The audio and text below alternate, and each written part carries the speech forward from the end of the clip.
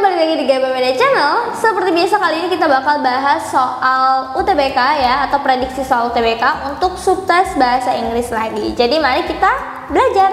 Nah, ini di sini udah ada soalnya ya, lanjutan dari part sebelumnya. Oke, karena supaya menyingkat waktu kita langsung aja ke soalnya ya.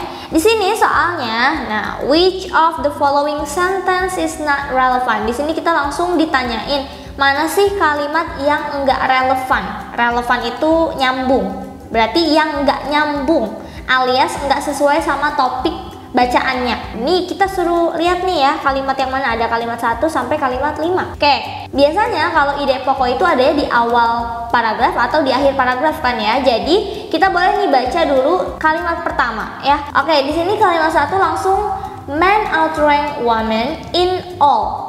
Jadi katanya laki-laki itu lebih unggul daripada perempuan di segala bidang, di semua hal gitu ya. But on of the 15 causes of death, kecuali di masalah penyebab kematian ya. Of the 15 causes of death. Jadi katanya ada yang beda di bagian penyebab kematian. And women live an average of lives years longer than men do. Jadi kalau di sini dia bilang perempuan hidupnya itu rata-rata lebih lama daripada laki-laki gitu. Jadi laki-laki itu unggul di semua bidang ya atas perempuan. Tapi kalau masalah kematian katanya lebih unggul perempuan, dimana perempuan itu hidupnya lebih lama daripada laki-laki. Oke, ini kita udah dapat ya poinnya ya. Jadi ini lagi membandingkan antara perempuan dan laki-laki di masalah harapan hidup gitu ya. Seberapa lama sih dia bisa hidup gitu. Oke, sekarang kita lihat sentence kedua. Kalau ini nomor 1 benar, berarti nomor 2 harusnya nyambung dong sama nomor 1, ya kan? Nah, nomor 2 kita baca lagi nih. Although many people have long believed that the reason for women's longevity was genetic. Artinya, meskipun banyak orang yang percaya bahwa alasan kenapa hidup perempuan itu lebih lama itu karena gen, faktor genetik. Kayak gitu. Tapi a new study published, ada penelitian baru yang dipublish gitu ya di jurnal Amerika yang mengindikasikan, yang memberitahukan bahwa American males, laki-laki warga Amerika gitu ya di Amerika, are more likely than women to engage in risky health damaging behaviors. Jadi katanya ada satu penelitian baru yang menunjukkan bahwa laki-laki di Amerika itu lebih suka mengambil resiko di bidang kesehatan, engage in risky health damaging behavior. Jadi dia itu ada di kondisi yang beresiko di kesehatannya karena damaging behavior. Damaging behaviors itu kebiasaan yang sangat berbahaya. Berarti kalimat 2 ini masih sama dong ya kayak kalimat 1, membandingkan laki-laki dan perempuan dalam hal siapa sih yang lebih panjang hidupnya, harapan hidupnya gitu ya. Berarti udah bener nih nomor 2 ya kan. Sekarang kita cek nomor 3. Kalau 1 sama 2 aja udah ngomongin laki-laki dan perempuan, berarti sentence ketiga juga harus ngomongin tentang laki-laki dan perempuan ya. Nah, kita cek di sini. In one study nih ya, yang nomor 3 nih. In one study of American women. Oke, jadi ada satu penelitian terhadap perempuan di Amerika ya. COVID drinkers were 1/3 less likely to commit suicide. Jadi katanya di Amerika ya, para perempuannya itu untuk yang suka minum kopi, COVID drinkers nih ya, peminum kopi, itu 1/3 lebih rendah peluangnya untuk melakukan bunuh diri, commit suicide ya, dan non-coffee drinkers dibandingkan dengan yang bukan peminum kopi. Jadi dia di sini cuma ngebandingin antara perempuan Amerika yang suka minum kopi dan tidak suka minum kopi. Kalau dia suka minum kopi, dia nggak akan 1/3 lebih rendah peluangnya untuk melakukan bunuh diri dibandingkan dengan yang tidak meminum kopi. Berarti di sini cuma fokusnya ke perempuan, ya kan? Jadi ya udah, kita udah tahu sentence yang nggak relevannya itu sentence ketiga, karena dia nggak membandingkan antara laki-laki dan perempuan. Oke? Sip. Berikutnya soalnya ini the best concluding sentence for the paragraph is bla bla bla. Dia nanyain tentang kesimpulannya, kalimat simpulan yang paling cocok di paragraf ini. Berarti kalau simpulan adanya di mana? Di akhir ya. Oke. Berarti ini setelah kalimat 7 kita harus bikin satu kesimpulan nih dari paragraf ini. Berarti tadi kalau misalkan mau tahu kesimpulannya tentang apa, kita harus cek dulu topik atau ide pokoknya di paragraf ini tentang apa. Tadi di soal pertama kita udah jelasin juga ya kalau paragraf ini menunjukkan perbandingan laki-laki dan perempuan di masalah siapa yang lebih lama hidupnya gitu ya.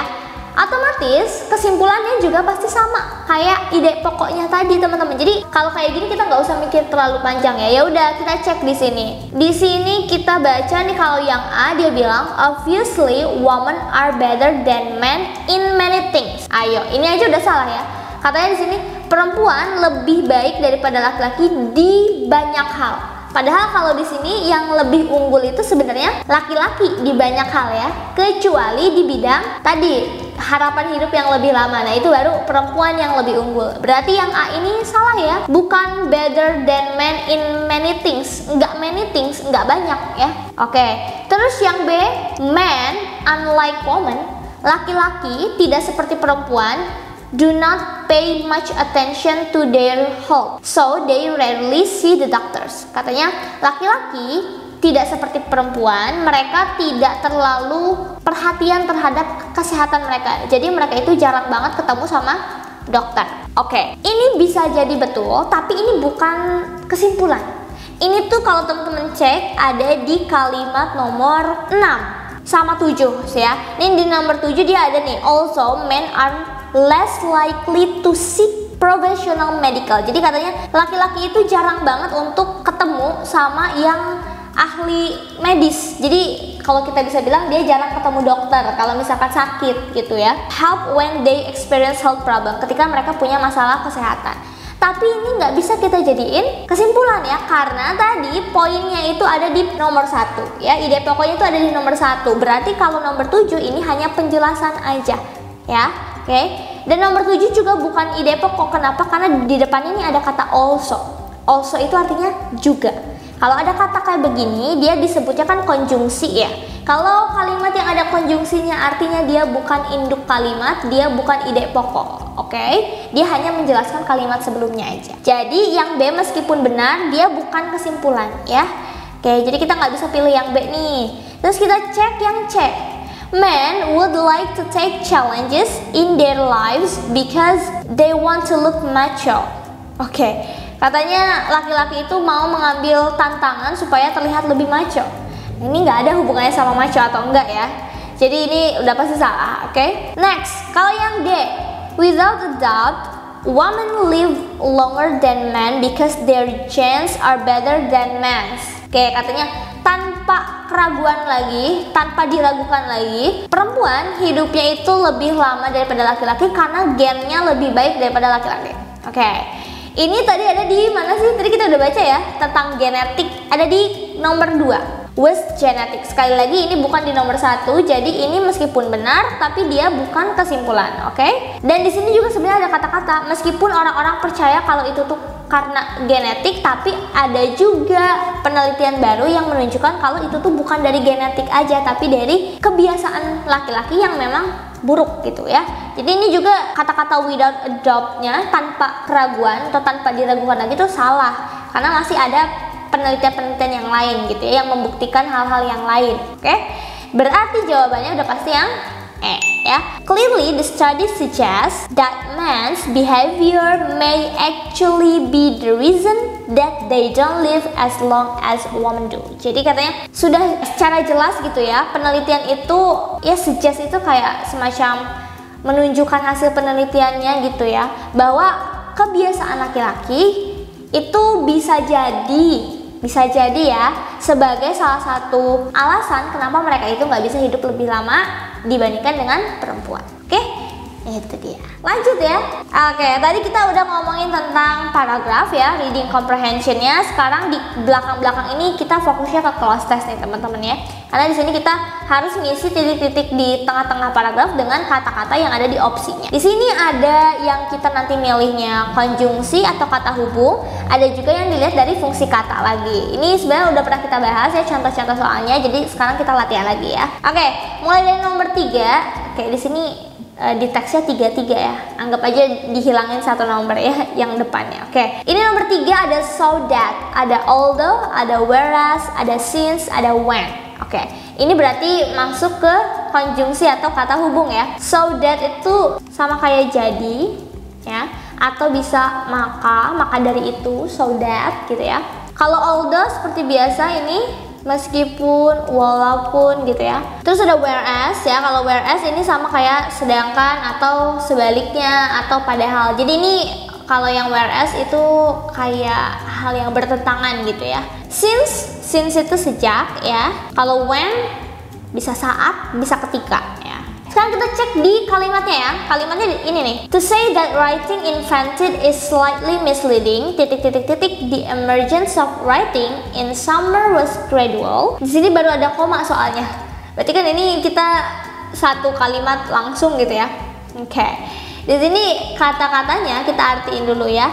To say, untuk menyatakan atau untuk menyebut that writing, tulisan itu invented itu ditemukan atau diciptakan. Biasanya sih penemuan ya, jadi ditemukan gitu ya. Is slightly misleading adalah salah satu kesalahpahaman kecil ya. The emergence of writing, pentingnya tulisan tersebut in summer was gradual. Summer di sini tuh kayaknya maksudnya summer, M-nya double kali. Oh, summerians. Mungkin maksudnya itu musim panas ya di sini tuh ya. Was gradual. Gradual itu dari kata grade. Grade itu artinya tahapan ya, tingkatan. Berarti kalau sini gradual itu semakin lama semakin meningkat gitu ya, bertahap. Maksudnya gradual tuh bertahap. Oke. Nah, di sini ada apa nih di sini ya kan? Agak bingung nih kan, karena ini bahasanya nih lumayan bikin kita mikir juga gitu ya. Kalau teman-teman bingung, ini kan sebelumnya ada kalimat pertama ya kan?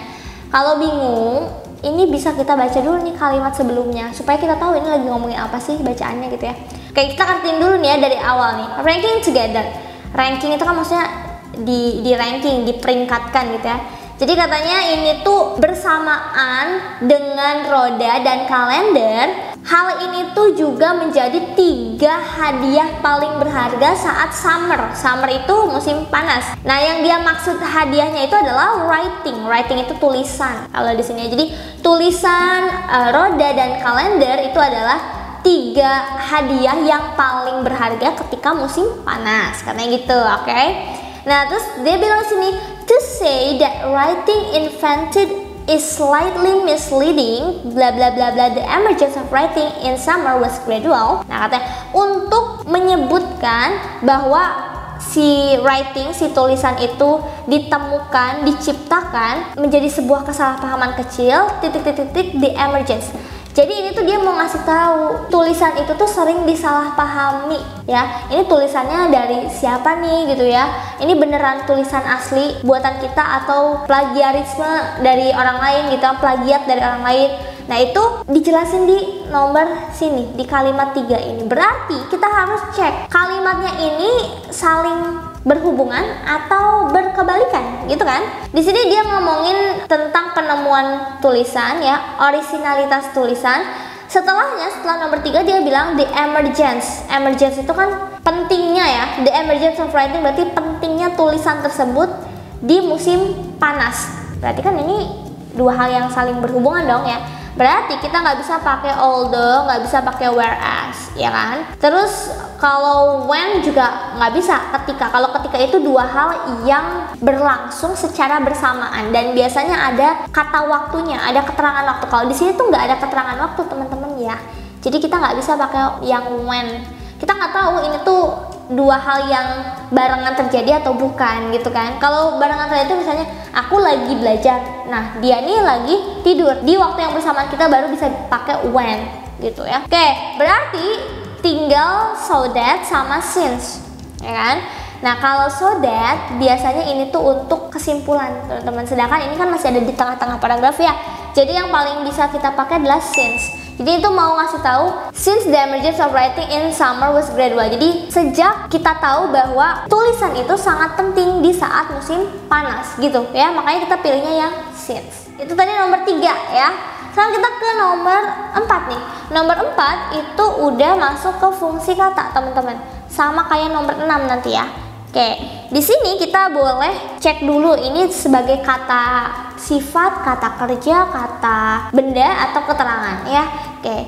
Pertama nih, yang paling gampang nih kalau standardization ada tion belakangnya, itu udah pasti kata benda ya. Jadi ini noun nih, udah ada tion-tionnya, oke? Standardized biasa sama standardizing itu udah pasti verb ya. Karena ini ada imbuhan belakangnya nih. Ini artinya kan distandarisasi ya. Ini tuh verb pasif, ya kan? Kalau standardize itu artinya menstandarisasi. Jadi ini verb aktif ya. Standardizing itu juga verb aktif, terutama untuk imbuhan ing ya.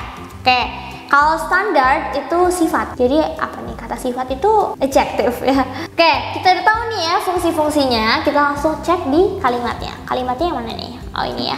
Ini tiganya kita ilangin aja ya. Lihatnya yang belakangnya doang. Oke, di sini by then Sumerian temple administrators were using many titik-titik schematic pictures in combination.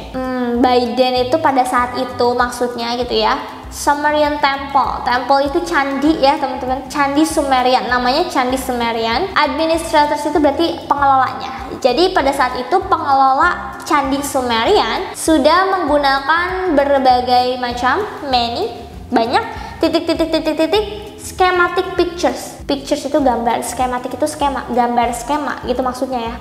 Nah, di sini ada yang kosong nih. Apa nih yang perlu kita masukin gitu kan?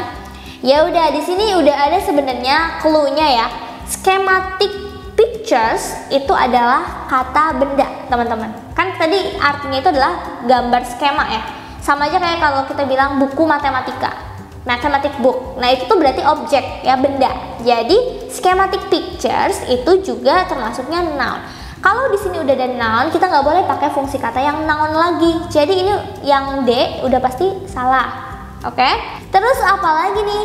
Di sini ada using. Using itu menggunakan banyak titik-titik gambar skema. Berarti di sini nggak boleh pakai kata verb lagi, karena kalau pakai kata verb itu nggak nyambung gitu ya. Jadi yang di sini standardize itu udah salah, standardize salah juga, standardizing juga salah. Jadi kita bisa pakainya yang standar. Jadi di sini using many standard schematic pictures. Jadi menggunakan gambar skema yang sudah terstandar, yang udah mengikuti standarnya. Jadi sifatnya itu udah terstandar. Oke? Gitu ya. Itu untuk nomor 4. Next, nomor 5. Nomor 5 di sini bukan konjungsi tapi dia vocab. Ya, jadi kita harus artiin aja. Tangible itu artinya ada wujudnya, teman-teman ya, berwujud. Kalau berwujud itu berarti bisa kita lihat dan bisa kita pegang gitu ya. Imaginer, halu gitu ya. Jadi apa ya, kita tulisnya halu aja ya. Maksudnya nggak ada gitu ya kalau imaginer tuh. Subtle itu artinya halus atau lembut, biasanya buat kain gitu ya. Concealed artinya tersembunyi ya, kayak hide. Indefinite berarti tidak terdefinisi. Oke, definisi. Oke, kita langsung lihat nih nomor 35 di sini ya. Nomor 35 dia ngomongin apa sih? Ini ada di tengah-tengah, berarti kita bacanya dari kalimat sini ya. Oke, it had advanced beyond picture standing for people and titik-titik things to picture standing for abstraction. Di sini nggak perlu kita artiin satu kalimat itu tadi, kita fokusnya dari sini aja. And itu kan dan. Nah, di sini dia mau ngasih tahu sesuatu nih, kalimat nomor 35 sampai abstractions. Jadi di sini dia mau bilang titik-titik things ya, sesuatu, to picture standing for abstraction, untuk gambar yang menunjukkan sesuatu yang abstrak. Untuk gambar di sini tuh kan maksudnya kelihatan atau nggak? Kalau gambar kelihatan dong, ya kan? Ini bisa jadi itu gambar di buku atau gambar di mana, atau bisa juga gambar yang dipajang gitu ya. Intinya pictures. Berarti sebenarnya kita langsung bisa ambil yang A jawabannya, tangible. Kenapa? Karena kalau misalkan gambar nggak mungkin halu kan. Kalau gambar pasti bisa kita lihat ada wujudnya ya kan. Bukan subtle juga karena ini bukan kain tadi ya. Bukan tersembunyi dan juga bukan tidak terdefinisi. Jadi kita langsung ambilnya tangible. Itu nomor 5. Next, kita ke nomor 6. Nomor 6 yang ini ya. Ini sama kayak nomor 4 ya. Oke, kita cek dulu. Recognize artinya mengenali ya. Ini berarti verb aktif ya. Recognize juga ini verb, tapi ini verb pasif biasanya ya. Recognize able, ada able-nya. Kalau able itu pasti kata sifat, adjective ya. Recognition, harusnya ini typo kali ya. Recognition itu ada tion-nya kayak standardization, berarti ini noun, kata benda, oke. Recognizing ini verb juga, verb ing, verb aktif ya. Oke. Sekarang kita cek nomor 6 nih. Di sini ada kata-kata they were no longer as pictures. They were no longer. Mereka tidak lagi. They were no longer itu ya. Tidak lagi sebagai gambar. Tidak lagi diapain nih gitu kan? Kan biasanya kamu nggak lagi diketahui sama orang gitu. Berarti tidak lagi setelahnya itu harus verb ya, ya kan? Karena as pictures itu adalah noun, benda ya, gambar. Jadi nggak bisa pakai noun lagi, oke? Terus ini juga nggak bisa pakai recognizable karena recognizable itu kan adjective ya. Kalau kita pakai di sini, they were no longer recognizable as picture. Jadi recognizable juga nggak bisa ya karena dia bukan menjelaskan tentang objeknya, tapi dia lebih ke subjeknya ini nggak diapain lagi sih gitu ya. Pasti ini verb. Verbnya verb apa? Verbnya adalah verb pasif. Recognize karena di sini ada s. S itu salah satu bentuk atau clue kalau dia pakai verb pasif, oke? Next terakhir di nomor 7 ini vocab juga. Grow artinya berkembang ya, move artinya pindah, progress artinya meningkat, step artinya beranjak, melangkah, turn artinya berbalik gitu atau ganti, berubah gitu, turn. Oke.